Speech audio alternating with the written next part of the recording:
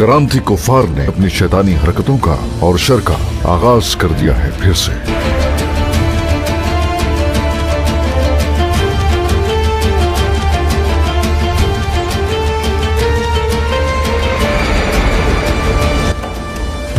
वो लोग न सिर्फ रियासती एहलकारों को कत्ल करने की कोशिश कर रहे हैं, यहाँ के लोगों के अकायद पर असरअंदाज हो रहे हैं।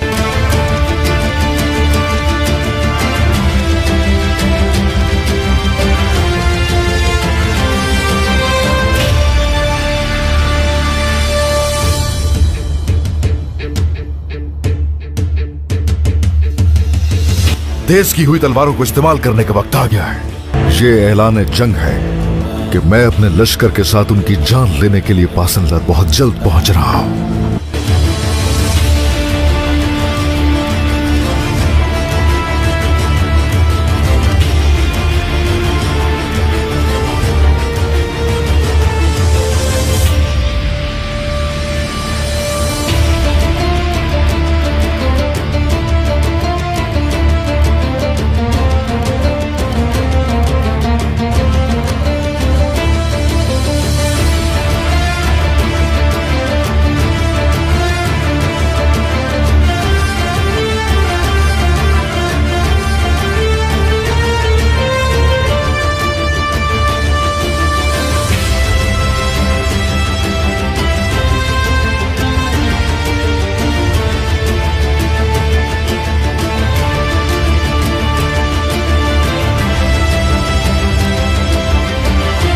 वो सारे के सारे काफिर पूरी उम्मत मुस्लिमा के लिए भी बहुत बड़ा खतरा बनकर जाहिर हो रहे हैं।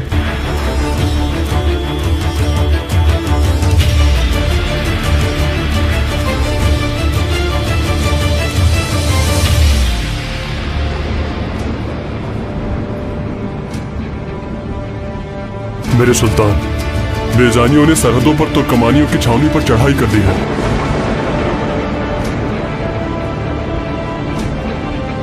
सिर्फ जान लेने से ये खत्म नहीं होने वाला, हमें कुछ और सोचना होगा।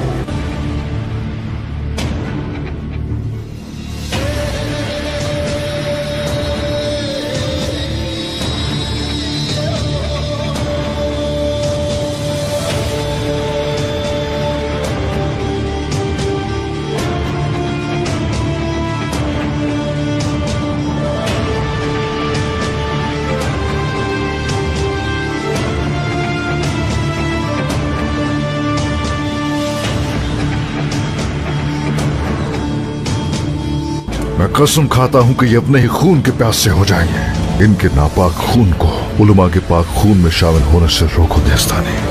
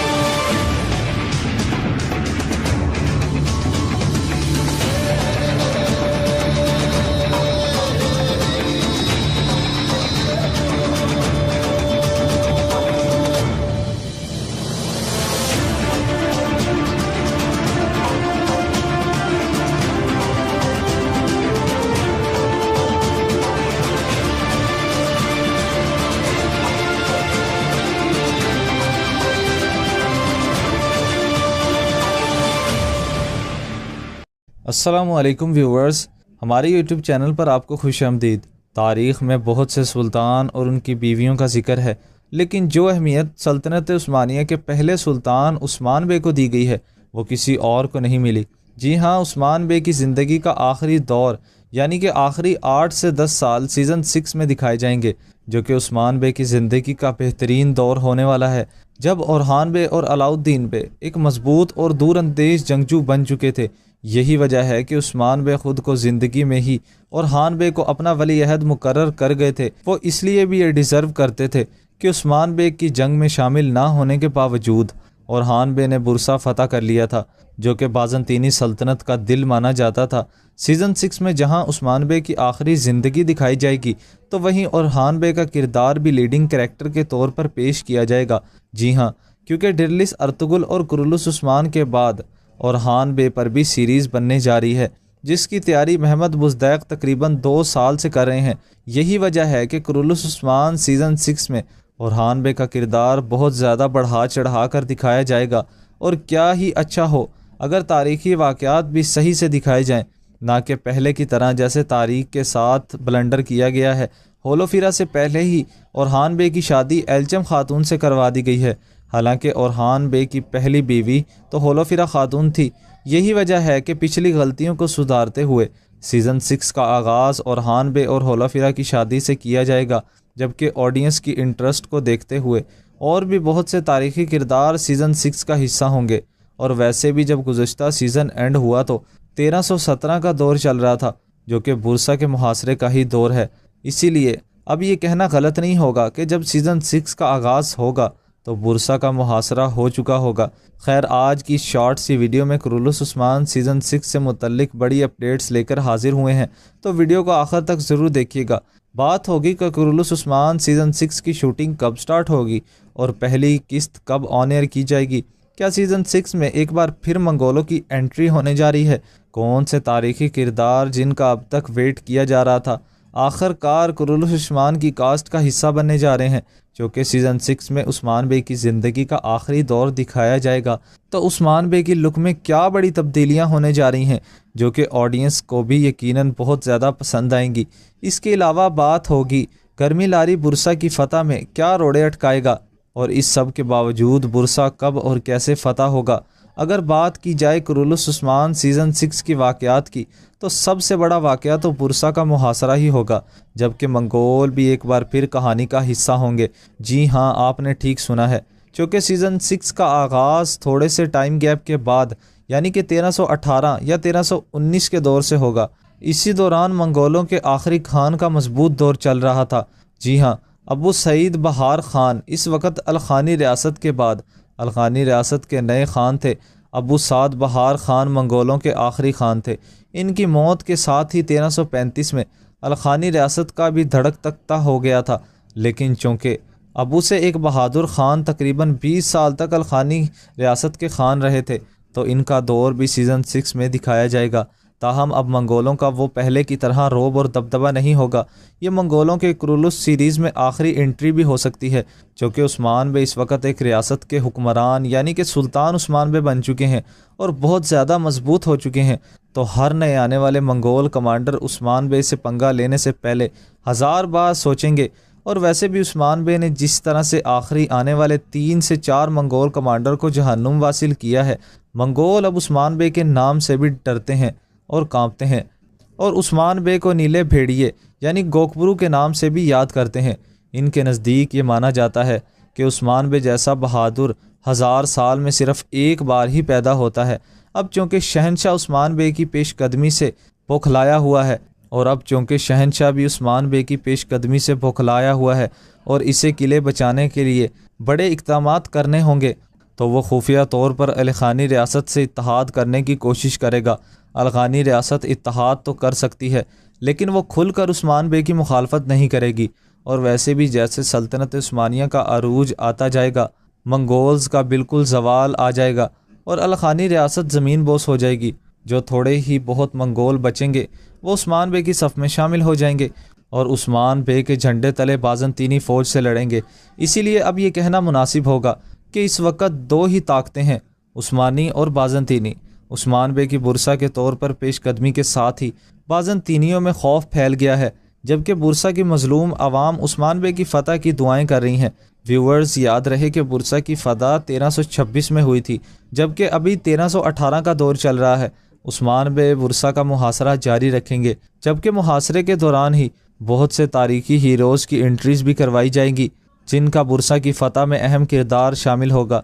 जी हाँ, पहला नाम जो कि बुरसा की फ़तह के दौरान उस्मान बे की शाना बशाना लड़े थे वो आक तैमूर बे हैं। यूँ तो गुज़श्ता सीज़न भी आक तैमूर बे को कास्ट का हिस्सा नहीं बनाया गया था, जिसके बाद ऑडियंस की माइंड में सवाल थे कि आखिर आक तैमूर बे इस वक्त कहाँ हैं।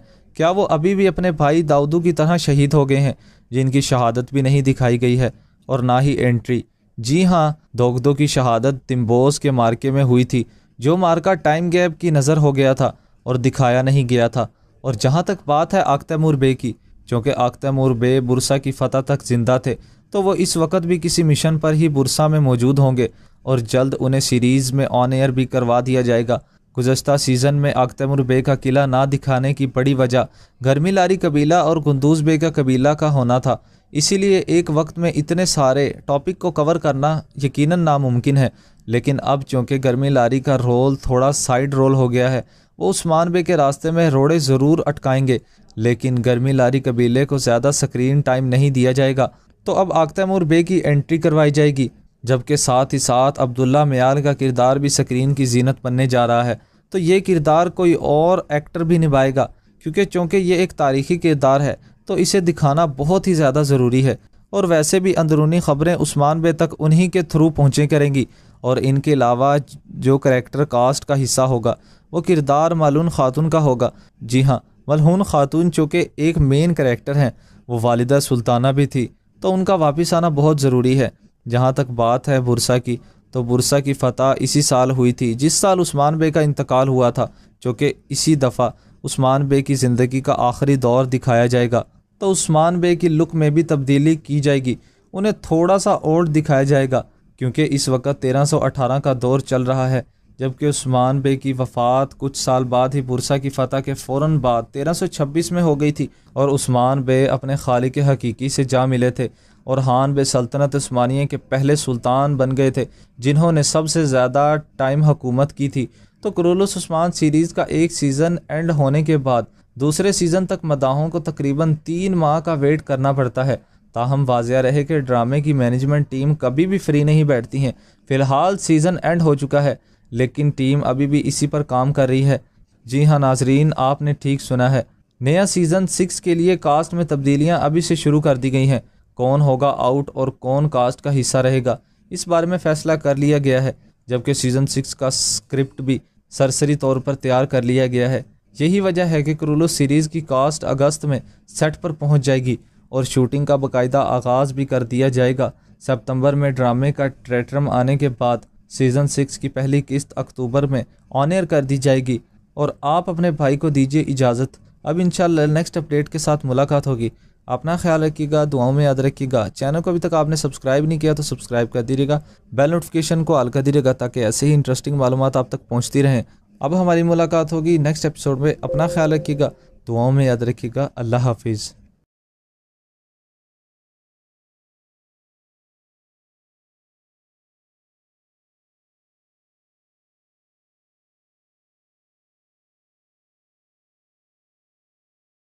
ज़मीन है। फ़ानी था अपना हाथ बुलंद कर कर कहता है आप सब पुरसकून हो जाएं। सल्जूकी सिपाही कहता है अगर अपनी जान से प्यार करते हो तो वापस लौट जाओ। अलेक्जेंडर कहता है बदकिस्मती से नामुमकिन है, हमें शक है कि हमारे एक ताजर को तुमने कत्ल किया है, निशानात हमें यहाँ पर लेकर आए हैं और अब या तो तुम मेरे सामने से हट जाओ या अपने सरदार को मेरे पास लेकर आओ, अल्परसलान साहब को। इधर दूसरी जानिब जंगल के अंदर सफरिया खातून पैदल मुसलसल आगे बढ़ती जा रही थी, क्योंकि अल्परसलान साहब ने उससे घोड़ा ले लिया था। इतने में ही सामने से सिपाही आ जाते हैं और उसको घेरे में ले लेते हैं। एक सिपाही कहता है कहाँ जा रही हो, रास्ता भटक गई हो, ये बाज़ंतीनियों की सरजमीन है। सफरिया खातून कहती है मुझे घोड़ा खरीदना है। सिपाही कहता है जब तुम तुर्क लोग हमें घोड़े फ़रोख्त नहीं करते हो तो हम तुम्हें घोड़ा फ़रोख्त क्यों करें। सफरिया खातून कहती है ये लो, ये बहुत ज़्यादा कीमती है, अपना घोड़ा मुझे दे दो। आदमी कहता है मेरा घोड़ा बराए फ़रोख्त नहीं है, जिसके बाद उसकी अंगूठी उसको लुटा देता है। सफरिया खातून कहती है तो फिर मेरे सामने से हट जाओ, अगर तुमने नहीं बेचना तो मैं कोई और वहाँ पर ढूंढ लूँगी। दूसरा आदमी कहता है तुम कहीं पर नहीं जाओगी, और बहुत से लोग उसको घेरे में ले लेते हैं और अपनी तलवारें भी निकाल लेते हैं। सफरिया खातून भी अपनी तलवार निकाल लेती है। इधर दूसरी जानिब अल्परसलान साहब जंगल के अंदर आगे बढ़ रहे थे और इधर सफरिया खातून भी उन सिपाहियों पर हमला कर देती है। अल्परसलान साहब कहते हैं एक खातून के मुकाबले में 5 अफराद। हाँ, अल्परसलान वहाँ पर आ जाते हैं। सफरिया कहती है तुर्क खातून के मुकाबले में ही कम है। जिसके बाद अल्परसलान साहब भी वहाँ पर आ जाते हैं। सफरिया खातून के हमरा वहाँ पर सिपाहियों को ख़त्म कर देते हैं। सफरिया कहती है मेरे पीछे किस लिए आए हैं? अल्परसलान साहब कहते हैं क्योंकि मुझे अंदाज़ा था कि तुम्हारे साथ ये सब होगा। सफरिया खातून कहती है मेरे हाल में आपको बता चुकी हूँ कि मैं घोड़ा ढूंढ लूँगी। जिसके बाद वो आगे बढ़ने लगती है। वहाँ पर एक घोड़ा देख लेती है। अल्परसलान साहब कहते हैं इस तरह से ज़ख्मी होते हुए तुम कहीं नहीं जा सकती हो। अल्परसलान साहब उसके बाजू के ऊपर पट्टी लपेटने लगते हैं। अल्परसलान साहब कहते हैं चलो किले की तरफ। सफरिया खातून कहती है मैं इस किले में वापस नहीं जाऊँगी, जानती हूँ कि फिर वहाँ से निकल नहीं सकूँगी। अल्परसलान साहब कहते हैं इस हालत में तुम बुखारा नहीं जा सकती हो, मेरे साथ वापस किले लौटना होगा, चलो। इधर दूसरी जानिब अरसलान यूसुफ अपने घोड़े पर सवार होने ही वाला था। इतने में ही चाकरी साहब आ जाते हैं और कहते हैं कहाँ पर जा रहे हो अरसलान यूसुफ? तुमसे बात कर रहा हूँ, इस तरह से कहाँ पर जा रहे हो? अरसलान यूसुफ उसके पास आता है और कहता है अपनी बेटी सफरियों को ढूंढने जा रहा हूँ, जाने की इजाज़त दें। चाकरी साहब अपना हाथ बुलंद करते हैं और कहते हैं हमें कैसे मालूम होगा कि अपनी बेटी की तरफ तुम फरार नहीं होगे? वो सुल्तान के हुक्म से की जाने वाली शादी से भाग रही है और जाहिर है कि तुम भी इसीलिए भाग रहे हो। अरसलान यूसुफ कहता है मैं कहीं नहीं भागूंगा चाकरी साहब, मेरी बेटी को कुछ हो ना जाए इसका अंदेशा है मुझे, जाकर उसे तलाश करूंगा और वापस आऊँगा। इसी दौरान वहाँ पर यनाल साहब की खातून आ जाती है जिसने सब कुछ देखा था और कहती है चाकरी साहब ठीक कह रहे हैं, हत्ता कि उन्होंने जो किया है वो कम है। ये तुम्हारा अपनी बेटी के साथ तैयार किया गया मंसूबा हो सकता है। तुम्हारी बेटी की सारी बद तहजीबी के बावजूद अल्परसलान साहब ने सुल्तान के हुक्म से अपनी वफादारी साबित कर दी है। अब तुम अपने इस मंसूबे से भागने की कोशिश कर रहे हो। अरसलान यूसुफ कहता है खातून बहुत हो गया है। चाकरी साहब भी गुस्से में आ जाते हैं और कहते हैं सफरिया खातून को ढूंढने और हकीकत ज़ाहिर होने तक तुम अपने कमरे में रहोगे, एक कदम भी बाहर ना निकालना। सिपाही अरसलान यूसुफ को पकड़ कर ले जाने लगते हैं। और दोस्तों आज के हमारे इस एपिसोड का अख्ताम यहीं पर हो जाता है। अगर आपको आज की एपिसोड पसंद है तो प्लीज़ वीडियो को लाइक कर दीजिएगा। चैनल को अभी तक आपने सब्सक्राइब नहीं किया तो दोस्तों क्या करें हैं, सब्सक्राइब कर लें, क्योंकि ऐसे ही इंटरेस्टिंग रिव्यूज़ आपको हमारे चैनल पर देखने को मिलते रहेंगे। अब हमारी मुलाकात होगी नेक्स्ट एपिसोड में। अपना ख्याल रखिएगा, दुआओं में याद रखिएगा। अल्लाह हाफिज़।